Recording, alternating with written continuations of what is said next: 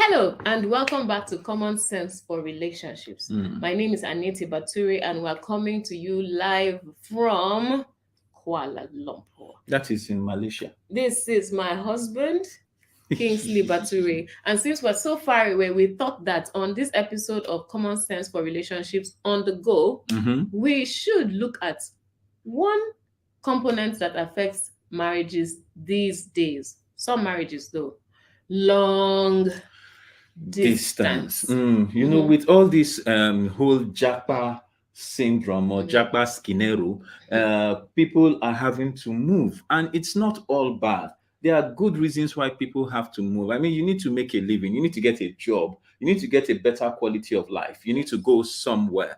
And for reasons that maybe beyond your control, if you actually want to get a particular quality of life, you need to move. And in moving, relationships get affected. Yes, because sometimes it's not possible for everyone to move at the same time.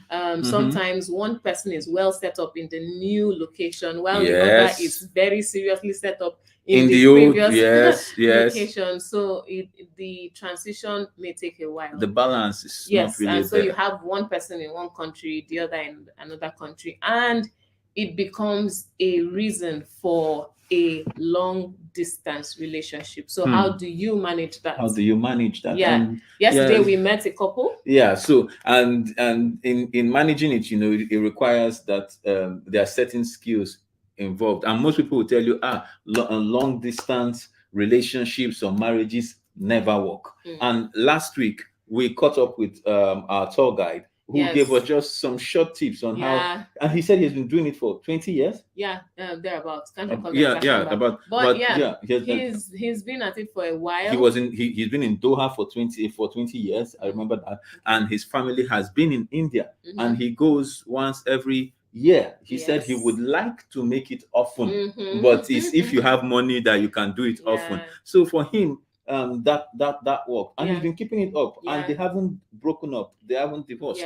And they also do the daily calls. It's not just once a day, sometimes 7 times, 8 times, 10 times a day. Every space in between, they are keeping the conversation in fact going. While he took us to one location and we were trying to view the location right there in Doha, he was in the car making a call to keep in touch with family. He's very intentional about it, and it's working for him so far. And like you said, yesterday we caught up with a couple. Of course, they didn't were with our distance, but they didn't want to be on camera. You know, over this place, the privacy and policy issues are a lot more complicated than in our country. You get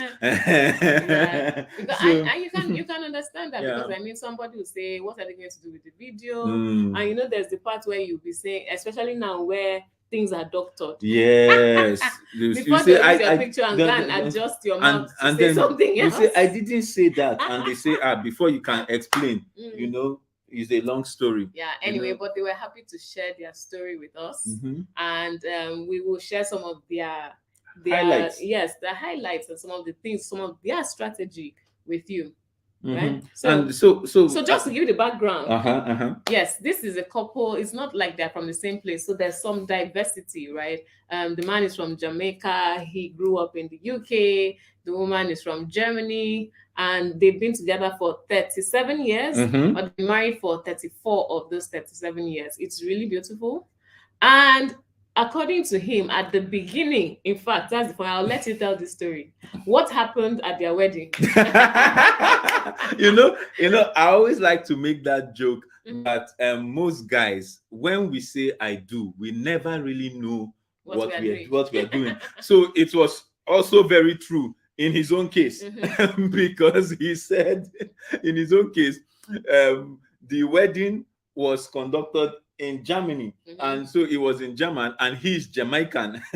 So he said most of what they were saying, he did not know what they were saying. They were just talking, and then they would tell him, sign here. He would say, I do. Do you sign? So he said he just signed away. He just signed away. But that was the funny part of it. He signed up, and And then shortly after, he saw how his career was going to go. I mean, I think he's an engineer. Yes, he's an engineer. He has to travel a lot. Yes. So, and he saw that, okay, I would have to be away for extended periods. How do we handle this? So he had a discussion with his lovely wife. And she said, so is this what you really want to be doing as per the career? And he said, yes. So they decided, all right, we'll make it work. And that's the first thing that I would like to address here. The fact that he came to her with the information. Right. With the whole truth. As he knew it. Yeah. Right? Yeah. And allowed her to consider it completely and then make a decision whether she would go along with it or whether she wanted some adjustments or so on. So everything, he was plain, he was transparent, he was honest, he was true about what was going to be his career and life, because it would definitely have an effect on the family. He would have to be away for months on end, 4 months, 8 months, 12 months at a time. And she considered it and they decided together that yes, they were going to do it. They committed, yes, they would do it. They would find a way, they would walk through it. And they've been working through it for 37 years. 37 years. You know, and it's interesting. He says sometimes he has to travel and he'll be in one place for like 10 months, 9 months, 8 months. And she is based in some other place. And because he goes to different countries and he'll be in that place, like when we met them yesterday in Kuala Lumpur, he said that he's been here for like a month. He's going to be here for a few more months. Yeah, he said he's going to be here for 8 months. For 8 months, okay. So he's going to be here for a few more months. And she just came in maybe like 2 days ago, right? She came in like 2 days ago, and they were having breakfast together. Here for a month. She's going to be here for a month. Now that's some serious level of commitment. They have a son. Their son is 29. Good. Their son is 29, and the family is still sticking together, and they are walking through it. Oh no, and he said sometimes it's really boring when you have to be away and you have to be alone. And you know, this fact of being alone is something that we have had a lot of times, especially with people that have japa and their families are in one place, then another place. Sometimes it is them that are here in Nigeria and their families are abroad, and sometimes it is them that are abroad and then their families are here and there. There's that issue of being alone is always an issue. How do you deal with the aloneness? How do you deal with not having a special someone in your space? You know, he talked about having to go for dinner a number of times and you sit alone and there's no one else to talk to. And he actually wished that we would be here for longer, so that we can, especially beyond the time when his wife will be here. So he will have people he can talk to. You know, it's part of the stress. It's part of the call it the issue that you have to face when you are away from your family, you know. But you see the upside. So for instance, she says, oh, every time she comes, she gets to feel the butterflies all over again. You know, because you've been away from your husband. Oh, I'm going to see my husband after how many months? And then you see him and it's as if, oh, you've just fallen in love for the first time. All over again. Yeah. So just I guess that's looking for the high points, right? Because there's a way you can focus on just the downsides and focus on he's not here and focus on I had to do this all alone and focus on this responsibility, the weight is not even anymore. It's not balanced. You know, you can focus on those difficulties, right? The downsides. But you can also focus on we are experiencing the best of both worlds, right? You can focus on when we get to meet, it's really exciting. You know, you can focus on whatever diversity, I don't know. You have to actually look into your life and into your particular experience and look for those positives. The truth is, if you are looking for something wrong, you will almost always find a reason to doubt. You almost always find a reason to what's the word? You almost find a reason to not commit. Right. So in the circumstance you're speaking about, if what you're focusing on is that he's not here and I'm the one that is here, because he's there, it's most likely that he's going to be doing a away match. Do you understand? You'll be where you are, and you are not able to live your life. You're not able to make progress with your life. Because what she said, something she said, I think she's a teacher. When he's not there, she's doing her stuff. She's facing her life. She's making the small advancements she can do while putting in context the fact that he's not here. I think what I would pick from there, right, is the fact that to deal well with your aloneness, you can't be careless about it. It won't happen by chance. You actually have to walk into your life certain events, certain activities, certain engagements, things that will take up your time, in quotes, or things that will distract you from the fact that you are alone, right? So that you channel that energy into something productive, and that gives you joy and fulfillment, and in fact gives you enough to talk about with the other person whenever you guys are having your calls, your conversations. If not, it's going to be, how was your day? Fine. What happened? Well, it was the usual. And what? Nothing. Then after a while, it's like it's boring. There's nothing interesting. There's nothing to talk about. And then the calls become shorter and shorter. And shorter. Next thing you say, we don't really have anything in common. We don't have anything to talk about. and you see, so there's something almost controversial I want to say. Don't look at me like that. I just said almost. It's not completely controversial. Okay. Let's wait until you say it. I say it. I will not say it again. No. I heard people beg me. Okay. Well, it was serious. Now, something almost controversial I want to say is the fact that I feel, listening to their stories, with long distance conversations, if you make the separation the center of your life, it will tear you, it will drive you guys apart. If you make it a foundation upon which you guys can build your lives, then you guys can be going somewhere together. Now, when I say center, I mean, if you focus on the fact that you are not together, you may not actually be able to build anything while you are apart. Now, but if you realize that, oh, we are not apart, and we say we put it as the base of our connection, we say we are not together, we are apart.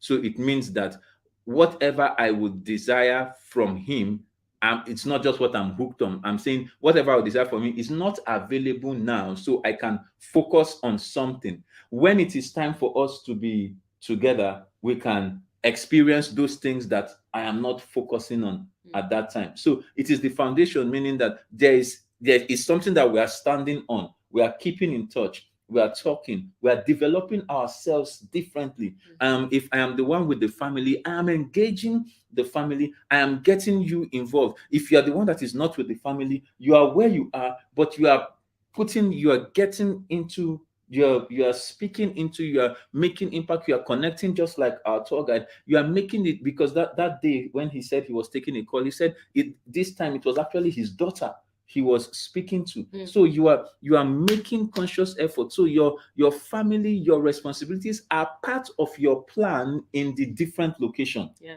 So it doesn't fall out. Do you understand? Yeah. That's what I meant by that statement. Okay. All right. Yeah. That's cool. So yes, commitment, intentionality, all the way, being deliberate, deciding we will make it work. There's something I need to speak to about intentionality. Intentionality is a word that most people are beginning to bastardize these days, and I think they vex me. And when you ask somebody, they say, I am being very intentional about it. This is what I want. I say, okay, thank you. I understand this is your intentionality. Show me the plan. A lot of people are intentional without any plan. The intentions are just well-documented desires. And if you just have well-documented desires without a plan of action and a deliberate process you are following in order to achieve that desire, it is wishes that every beggar in town will ride like horses. Yes. So it's that intentionality requires a plan and a process, a line of action in which if I will follow this every day in order to achieve this plan. So if you guys have to be separated, and I'm talking either it is a relationship that is about to become a marriage, or it is a marriage that is already in progress and the distance has to be created for whatever, it's not the end of the world. Yes, you can say that you can choose to believe that all men are scum and all men will cheat or whatever it is you say. But if it happens to you, you come to the realization that, hey, there has to be a way that these things can work. It's not the end, like one of my friends will say, it's not the end of the life. You have to find a way to make it work, and it requires planning, it requires process, it requires commitment. Yep. So it's been wonderful having this chat with you all.